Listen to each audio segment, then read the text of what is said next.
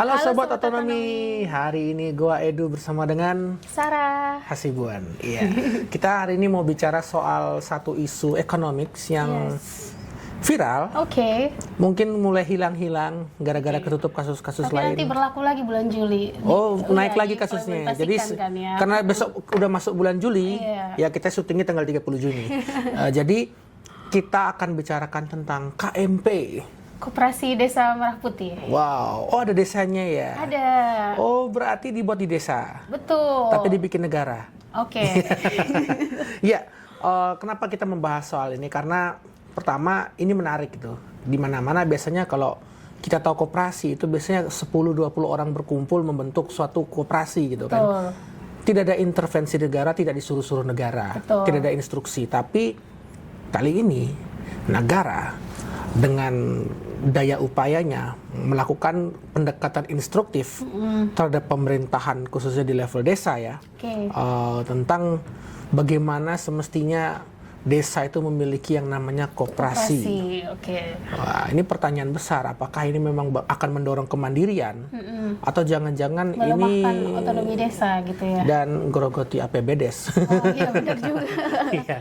Gimana sih itu koperasi desa? Oke, mungkin sebelum kita membahas lebih lanjut ya Mas Edu, kita ulik-ulik dulu pembentukan mangga. Koperasi Merah Putih ini ya gitu. Siap. Ya seperti kita ketahui ya Sobat Otonomi, beberapa bulan lalu pemerintah telah mengeluarkan instruksi Presiden ya nomor 9 tahun 2025 tentang percepatan koperasi desa atau kelurahan Merah Putih ya gitu. Nah, tujuan dikeluarkannya instruksi Presiden ini adalah sebagai bagian dari upaya untuk mendorong kemandirian bangsa melalui swasembada pangan yang berkelanjutan tentunya dan juga pembangunan dari desa menuju pemerataan perekonomian dan juga menuju Indonesia Emas 2045.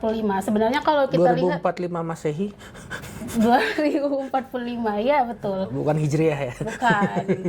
Nah, cuman hanya saja ketika kita lihat lagi ke belakang gitu ya bahwa pembentukan Koperasi Merah Putih ini tidak sesuai dengan prinsip koperasi gitu. Di mana di dalamnya ketika kita ngomongin koperasi gitu ya, ada kemauan dan kesadaran dari para anggotanya gitu. Iya. Nah, Koperasi Merah Putih ini malah cenderung dominannya intervensi dari pemerintah pusat gitu ya. Cawe-cawe. Saya nggak bilang seperti itu ya Mas Edu ya gitu. Nah, artinya pendekatan instruksif dari pemerintah pusat dalam pembentukan Koperasi Merah Putih ini justru malah akan melemahkan otonomi gitu, sebab desa tidak memiliki keleluasaan lagi nih Mas Edu gitu ya untuk menentukan lembaga ekonominya gitu kan ya. Yang berdasarkan potensi maupun kebutuhannya gitu. Karena tadi semuanya udah diatur oleh pemerintah pusat, desa tinggal jalanin gitu. Tapi konsekuensinya adalah desa kehilangan otonominya dalam menentukan lembaga ekonomi. Nah, kondisi top down ini juga pada akhirnya akan bertentangan juga kalau kita bicara soal undang-undang desa gitu ya, di mana di dalam undang-undang desa itu kan masyarakat desa itu sebagai subjek pembangunan gitu. Nah, top down-nya kebijakan akan menjadikan masyarakat sebagai objek pembangunan gitu. Dan Nah, di banyak studi juga kalau kita bicara soal koperasi ya Mas Edu, itu ternyata kalau pendekatannya top down justru banyak yang gagal juga gitu ya. korupsi. Bisa dibilang seperti itu gitu. Nah, ketika intervensi pemerintah pusat sangat kuat gitu, malah justru menyebabkan potensi kegagalan dari koperasi itu akan semakin besar gitu. Kita bisa berkaca dari KUD ya kan Mas. Oh ya dulu ya waktu zaman-zaman unit dulu desa gitu yang gagal gitu ya karena dominasi dari intervensi pusat gitu. Yang katanya akan memastikan lumbung pangan dan sebagainya, nyatanya ya semi mawon gitu. Iya.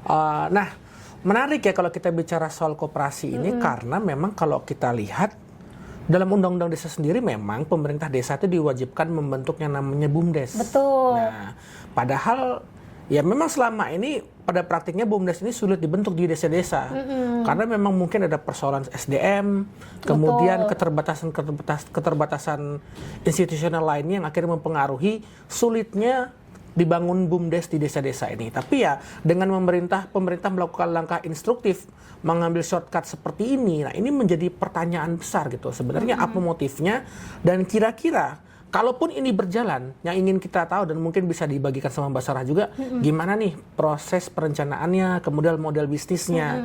Karena kalau kita bicara koperasi desa, negara terlalu intervensi. Betul. Nanti ada potensi persaingan usaha yang tidak sehat. Betul, gitu. Nah, itu gimana? Nah, kalau kita bicara soal model bisnis ya dari Koperasi Merah Putih di dalam instruksi Presiden itu sebenarnya sudah disebutkan ya Mas Edu ya, jenis-jenis usaha yang harus dilakukan diserahkan kepada koperasi. Itu misalnya kayak unit usaha bahan baku, unit usaha simpan pinjam, klinik yang sebetulnya itu kan sudah disediakan, digerai-gerai di masyarakat di desa gitu. Nah, artinya ketika misalnya koperasi ini hanya menyediakan kayak kebutuhan bahan pokok, unit-unit yang ada gerai-gerai itu kan sebenarnya udah ada di toko kelontong gitu. Nah, artinya apa? Itu berpotensi terjadinya persaingan yang tidak sehat. Bisa saja nanti toko kelontongnya mati atau misalnya BUMDesnya yang mati gitu. Nggak mungkin dua-duanya bisa berjalan, Mas Edu gitu. Wah, iya itu meresahkan ya. Iya, gitu. Harusnya kan kalau kita bicara soal prinsip koperasi ini menyediakan usaha-usaha yang tidak bisa diakomodir oleh masyarakat desa gitu. Misalnya soal hilirisasi gitu ya kan. Di desa itu kan produk unggulannya cenderung bahan jarang yang diolah gitu ya. Cenderung barang mentah terus dijual ke kota gitu. Kenapa pemerintah nggak berusaha mencoba melakukan hilirisasi yang tidak bisa sebenarnya dilakukan oleh masyarakat gitu. Misalnya karena itu bukan tambang. Misalnya di desa itu produk unggulannya singkong gitu ya. Kenapa nggak dibentuk koperasi gimana caranya mengolah singkong ini menjadi bahan yang bernilai tambah tinggi gitu, yang tentunya tidak memerlukan teknologi yang cukup besar gitu, sehingga kita mengurangi ketergantungan kita juga misalnya terhadap produk-produk hasil singkong gitu ya kan. Gitu. Iya, sepakat. Bisa jadi gitu ya dibuat seperti itu, jangan membuat jenis usaha yang sebenarnya sudah ada di dalam masyarakat kayak kebutuhan pokok, terus unit simpan pinjam yang sebenarnya itu sudah disediakan oleh toko-toko atau warung kelontong yang ada di masyarakat gitu, supaya usaha ini nggak mati gitu ya. Bisa jadi nanti ketika misalnya unitnya sama, seragam di seluruh daerah, bukan pertumbuhan ekonomi malah Mas Edu gitu, justru persaingan yang tidak menciptakan nilai tambah gitu, malah mematikan satu sektor tertentu begitu. Padahal dulu tuh ada namanya konsep OVOP itu kan, One Village One Product itu kan. Jadi ya semestinya ya Koperasi Merah Putih ini mendorong ke arah spesialisasi itu ya, bukan tiba-tiba menjadi serba usaha karena di mana-mana usaha yang sudah ada sebenarnya di karena mayoritas desa, praktek koperasi sekarang kan koperasi simpan pinjam semua isinya. Gitu. Wah, ini kalau semua jadi simpan pinjam ketika terjadi gagal bayar dan lain sebagainya, itu bagaimana mitigasinya? Nggak jelas juga. Agen gas gitu kan sebenarnya udah ada ya di level desa, nggak perlu dibuat koperasi untuk membentuk itu gitu. Bisa jadi nanti oke, koperasinya maju karena modalnya besar, tapi di sisi lain agen-agen itu mati gitu ya, warung-warung kelontong mati di masyarakat gitu akibat adanya misalnya koperasi gitu. Kan itu harus kita antisipasi. Sebaiknya ketika ingin membentuk koperasi, ada baiknya pemerintah riset gitu. Apa sih yang belum ada di daerah tersebut gitu. Misalnya soal hilirisasi tadi, produk pertanian kan yang masih minim gitu. Selain nanti dia bisa menciptakan nilai tambah tinggi, tapi juga dia membuka sektor usaha, sektor lapangan pekerjaan gitu. Harusnya kan koperasi itu diarahkan ke situ menurut saya, Mas Edu. Iya, sepakat karena memang jujur aja ya, model-model koperasi itu diperlukan. Hanya memang kalau kita melihat pendekatan yang instruktif ini sangat berbahaya. Betul, sepakat. Bicaralah kita misalnya setiap desa itu struktur pendanaannya pasti tidak mungkin sama, pasti berbeda. Nah, kemungkinan kan pasti memiliki daya yang berbeda kan dalam melakukan financing terhadap koperasi ini. Nah, menurut Mbak Sarah dan apa yang Mbak Sarah baca selama ini, kira-kira model financingnya atau pembiayaannya Koperasi Merah Putih ini gimana? Model pembiayaan atau modal Koperasi Merah Putih ini juga agak lucu ya Mas Edu ya gitu, di mana pembentukan koperasi ini dibebankan kepada APBD, APBN maupun APBDes gitu. Artinya apa? Ketika ini dibebankan gitu kepada APBDes misalnya ya, itu berarti terdapat hak desa yang dikurangi melalui dana desa. Apa konsekuensinya? Itu akan mengganggu ekonomi dan juga pembangunan yang ada di level desa gitu. Nah, lalu yang kedua, pengaturan pemerintah pusat terkait skema pembiayaan tadi kan gitu ya, koperasi ini melalui dana himbara gitu ya, kalau nggak salah ya, Bank Himbara. Iya, Bank Himbara gitu, Himpunan bank milik negara. Nah, ini juga kan menyalahi prinsip filosofi koperasi itu sendiri, Mas Edu gitu. Skema utang yang dibuat yang disalurkan melalui Bank Himbara ini kan akan membuat desa semakin terjebak dalam kemiskinan. Berarti koperasi ini jadi salesnya bank. Karena setelah kita baca gitu ya skema utang yang ada di Bank Himbara ini nanti tuh akan dipotong. Jadi dana desa yang apa sih namanya tuh yang menjadi apa sih namanya tuh nalangi. Iya. Jadi nanti dana desa dipotong sekian persen untuk cicilan ke Bank Himbara tersebut. Waduh. Gitu. Jadi agak bahaya juga gitu kan. Makanya tadi ketika misalnya pengelolaan koperasi ini tidak transparan, tidak profesional, ya akan terjebak dalam misalnya desa bisa gagal bayar atau misalnya potensi korupsi yang semakin tinggi, Mas Edu. Iya, apalagi kan syarat kredit di perbankan itu kan 5C itu kan. Dan selama ini koperasi yang tumbang itu rata-rata keok di urusan 5C ini. Betul. Nah, bicara soal korupsi juga kan, Mas Edu, kita berkaca dari dana desa gitu, bahwa ternyata dana desa ini banyak juga apa namanya terjadi potensi kasus korupsi di level desa gitu. Belum lagi nanti ditambah apa namanya koperasi Merah Putih yang dananya itu hampir 400 triliun ya, Mas Edu. Bisa dibayangkan kalau ini tidak dikelola secara partisipatif dan juga transparan gitu, betapa maraknya korupsi di level desa gitu. Nah, studi Celuis juga menyatakan ya Mas Edu bahwa 76% perangkat desa sebenarnya menolak pembiayaan Kopdes melalui pinjaman Bank Himbara gitu. Karena itu tadi resiko-resiko soal korupsi, kebocoran dan seterusnya bisa jadi marak terjadi gitu, Mas Edu. Nah, terus daripada apa namanya dari skema-skema yang tadi itu sebenarnya mestinya gimana sih? Oh, kalau menurut saya pribadi, Mas Edu, daripada misalnya pemerintah menggelontorkan dana 400 triliun ya, cukup besar itu gitu.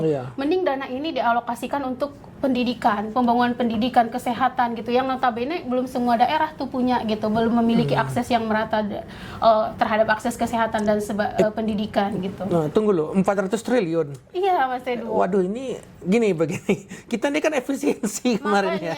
Gitu kan. Sudah untuk MBG, Danantara. Ini Danantara ini cukup besar, cukup kecilnya Merah Putih ini ya.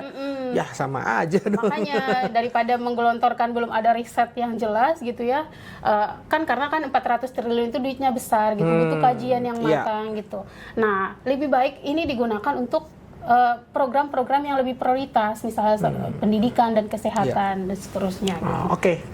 Soal dana itu sebenarnya banyak bisa kita bicarakan, tapi intinya ini rentan lah terhadap korupsi ya. Sangat rentan. Coba kita jam ke aspek atau sisi berikutnya, yakni soal kelembagaan atau institusional.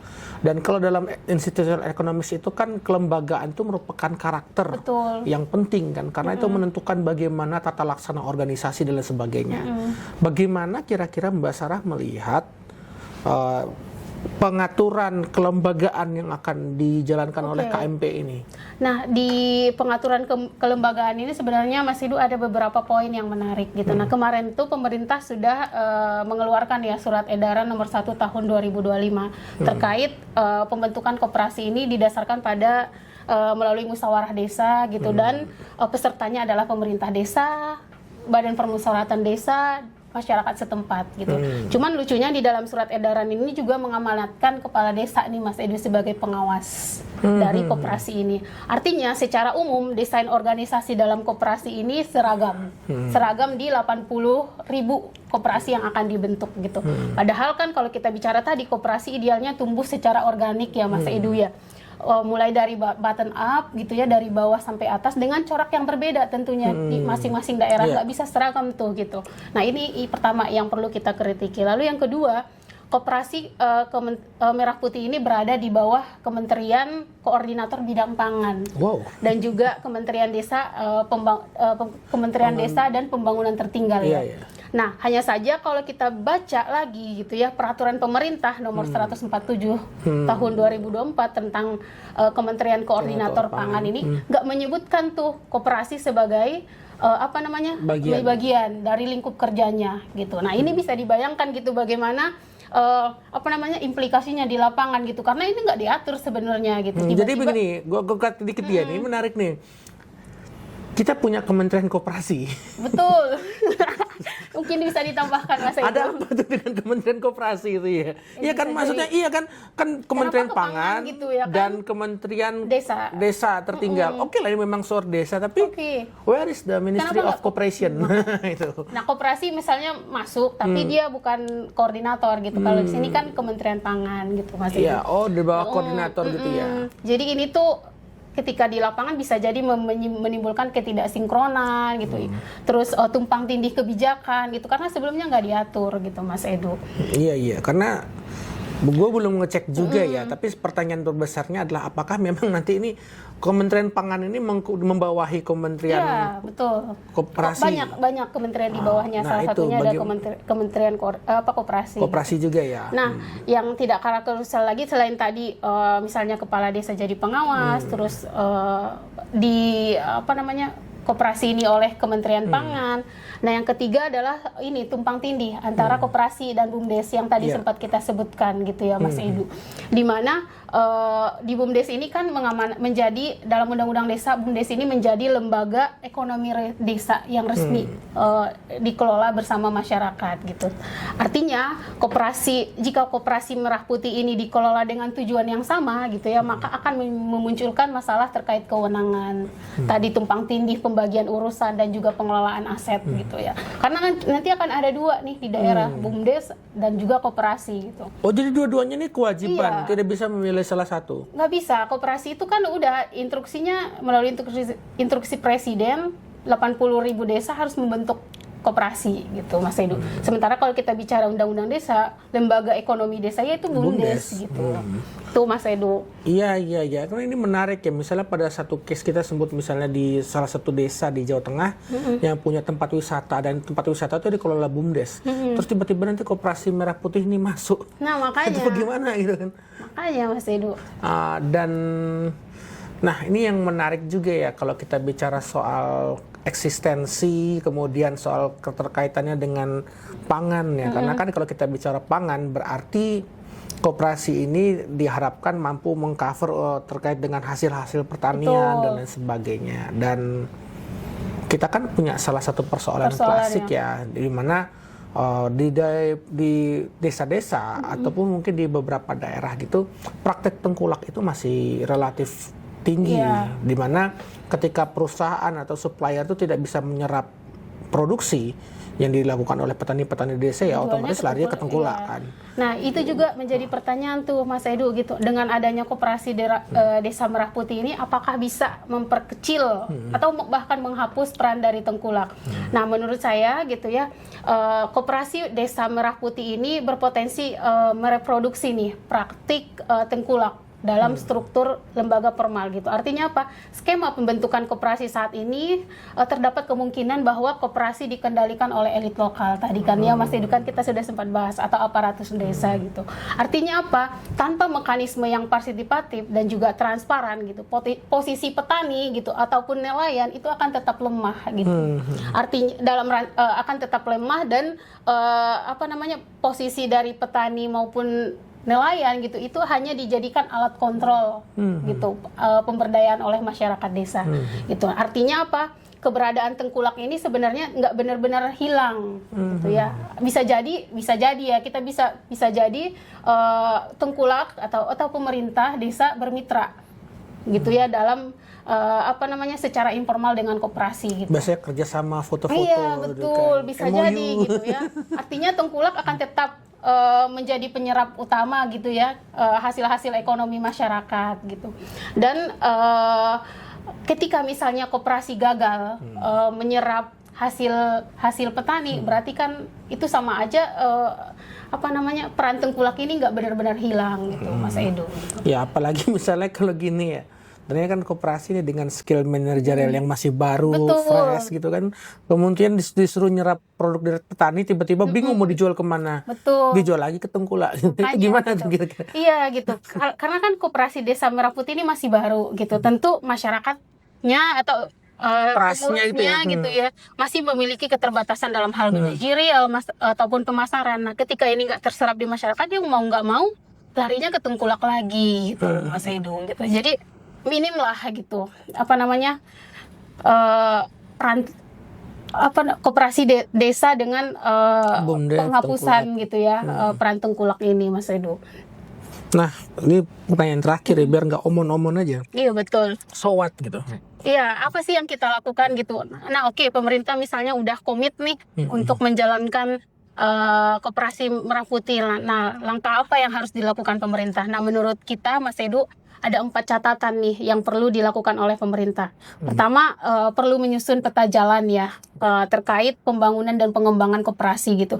Kenapa koperasi unit desa bisa gagal? Nah, kita bisa berkaca dari situ. Nah, apa sih yang menjadi kelemahan dan kelebihannya supaya bisa dikembangkan di koperasi desa Merah Putih gitu. Lalu yang kedua, pemerintah juga perlu melakukan intervensi nih berbasis assessment gitu, di mana perlu melihat kesiapan SDM di tingkat desa tadi gitu, bagaimana dari sisi manajerialnya, pemasarannya dan seterusnya gitu ya, ataupun operasional dan lain-lain gitu. Itu perlu disesuaikan dengan konteks ataupun kebutuhan desa gitu. Nah, yang ketiga, pemerintah juga perlu melakukan atau memberikan fleksibilitas tadi terhadap usaha wajib dan non wajib gitu. Jangan sama semua gitu di level desa gitu. Jangan semua jual sembako, tapi disesuaikan dengan kebutuhan desa gitu atau konteks desa. Bisa dalam hal ini usaha wajib ini, tapi opsional juga perlu disediakan gitu supaya pemerintah desa ataupun masyarakat desa punya fleksibilitas dalam mengelola unit usahanya gitu ya.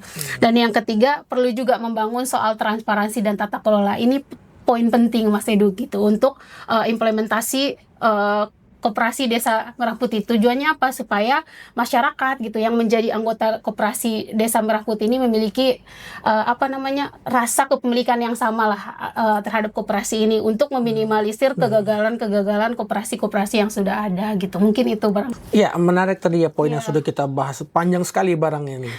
Gitu kalau katakan Kanda Bahlil. Oke. Tapi ini ya menarik ya soal 4 poin ya. 4 ya tadi 4 poin betul. rekomendasi. Pertama soal pentingnya roadmap. Karena kalau tidak ada roadmap, kita seperti berjalan tanpa arah dan itu nggak bagus untuk sebuah usaha.